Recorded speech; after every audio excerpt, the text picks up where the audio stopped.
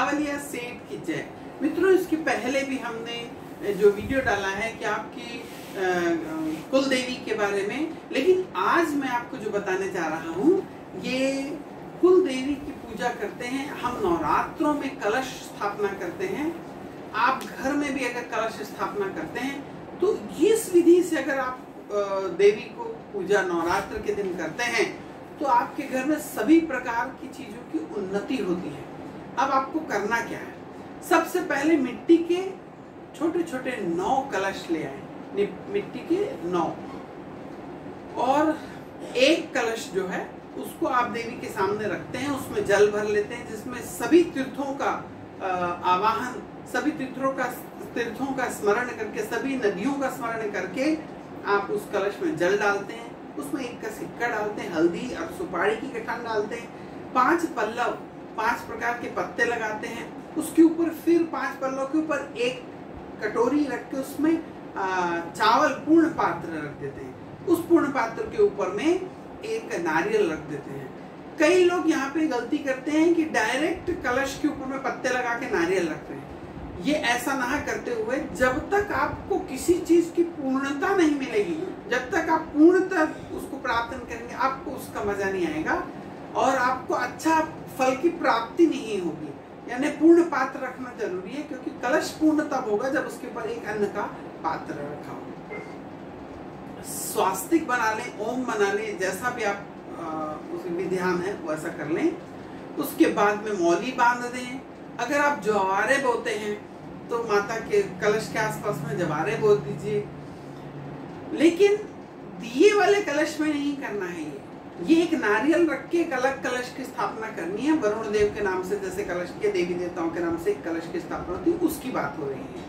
आप ज्योति कलश रख रहे हैं, उसके लिए आप जवारा बो के ज्योति कलश अलग रख सकते हैं, लेकिन एक कलश ऐसा मिट्टी का अलग से रखें। और फिर आप अगर दुर्गा सप्तशती का पाठ करते हैं, अपनी कुल देवी के मंत्रों का पाठ करते हैं। इसमें मैं आपको बता रहा हूँ, जैसे आपकी है श्री माता, आपकी कुल देवी है मान लीजिए, तो उसके आगे में जाप कैसे करें? अब आप बोलेंगे कि हमें इसके मंत्र का पता नहीं है, हमारी कुल देवी के मंत्र का पता नहीं है।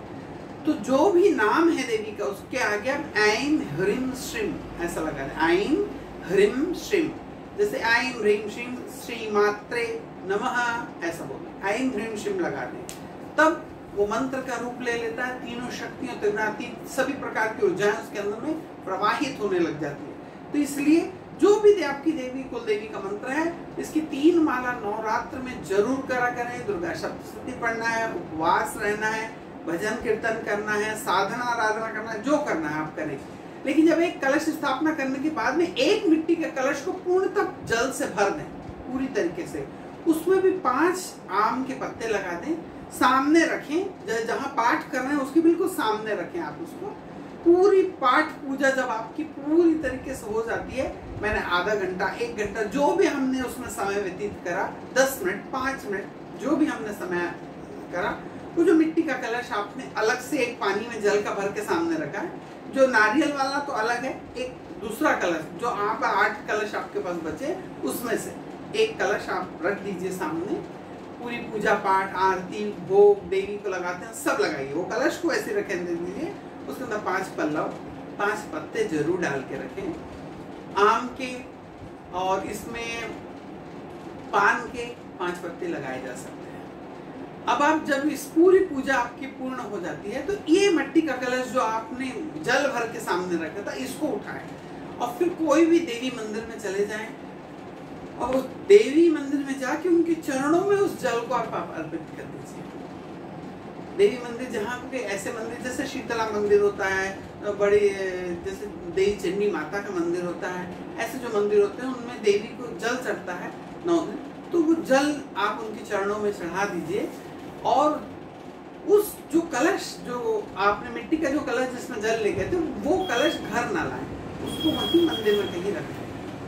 ऐसा रोज करते रहें 8 दिन तक। 8 दिन जब आपके पूरे हो जाते हैं, 8 कलश आपने, रोज एक नया कलश लिया, आपने जल भरा, पूरा पाठ पूजा आराधना की, वो मिट्टी का कलश आप लेके गए, जल भरा हुआ, देवी के मंदिर में आपने देवी के चरणों में उस जल को अर्पित किया, माता से आशीर्वाद लिया, आप अपने घर वापस आ जाएंगे। अब 9th डे, 9वां दिन जब होगा, तब आप फिर जो आपका जो कलश है, जो नारियल वाला जो कलश रखा है, आप उस कलश को उठा लें। उसके वो 90 दिन पूरी पूजा पाठ करने के बाद वो जो कलश जो मिट्टी वाला जिसपे नारियल रखा था, उस नारियल वाले कलश का नारियल अलग कर लें, और उस कलश का भरा हुआ जो जल है वो लेके वापस आप मंदिर जाएं, देवी माता के चरणों में उसे भी अर्पित करें। और उसके बाद में वो जो कलश है मिट्टी का, अब ये 9 दिन तक रखा रहा है नारियल रख के, ये कलश को वहां छोड़ना नहीं है, ये कलश को वापस लेके आना है आपको। अब आप वापस लेके जब आएंगे तो घर में आके इस कलश को एक आध दिन रख दें, या ठंडी हवा के नीचे रख दें, कि जिसमें धूप में ना रखें, घर के अंदर रख दें, फैन चालू कर दें, ये सूख जाएगा, बिल्कुल सूख जाएगा ये कलश। इसके अंदर में आपको एक छोटे से कांसे की कटोरी लेनी है, या एक छोटी सी प्लेट लेनी है, कि जो ये कलश है इसका मुंह थोड़ा, जो ऊपर का जो मुंह रहता है कलश का, थोड़ा बड़ा लेके जिसमें छोटी एक प्लेट जा सके। एक छोटी सी कांसे की प्लेट के अंदर एक 7 मुखी रुद्राक्ष लेना है आपको। 7 मुखी रुद्राक्ष कांसे की कटोरी में रख के उस कलश के अंदर आप स्थापित कर दीजिए। और अगर आपके पास में कोई तांबे का छेद वाला पैसा है, तो उस एक छेद वाले पैसे को भी उस प्लेट के ऊपर आप रख दीजिए।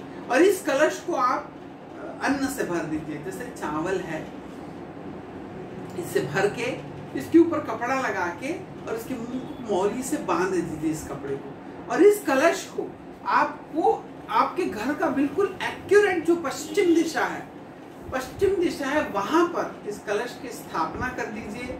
इस कलश के बाजू में एक छोटा सा कोई मनी बैग, जैसे मिनी बैग, बच्चों का पैसे जमा करने के लिए हम कुछ उनको खर्ची देते हैं, बच्चे पैसे जमा करते हैं, इस प्रकार का एक पात्र या ऐसा कोई छोटी पेटी या ऐसा कुछ रखें जिसमें आप कुछ पैसा डालते हैं, और उसी दिन से उसमें कुछ पैसा डालना, जमा करना चालू कर दें।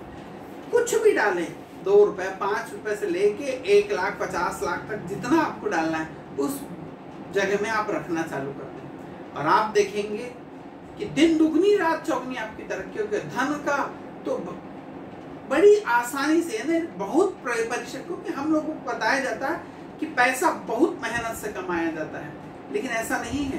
पैसा बहुत मेहनत से कमाने से बच्चे केवल मेहनत करते हैं, हम उनको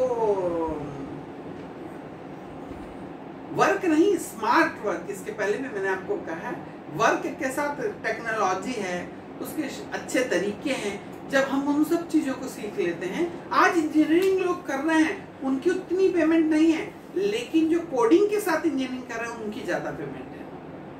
समझे इस बात को? थोड़ा सा कोडिंग सीख लेने से, कोडिंग आने से, वो जो व्यक्ति 30,000 रुपए कमा रहा है वो 80,000 रुपए, वही बच्चा 80,000 रुपए स्मार्ट हो गया, थोड़ा सा और स्मार्टनेस ला दिया उसके अंदर, तो थोड़ा स्मार्ट वर्क कर लिया, उसके स्केल्स बढ़ गई है।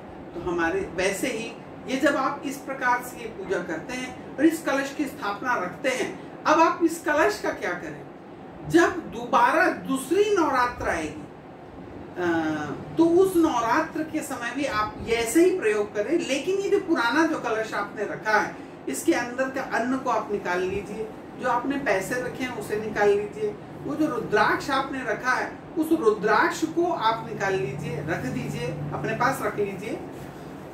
और जो अन्न है, चावल आपने रखा है, उसको आप गौ माता को खिला दीजिए।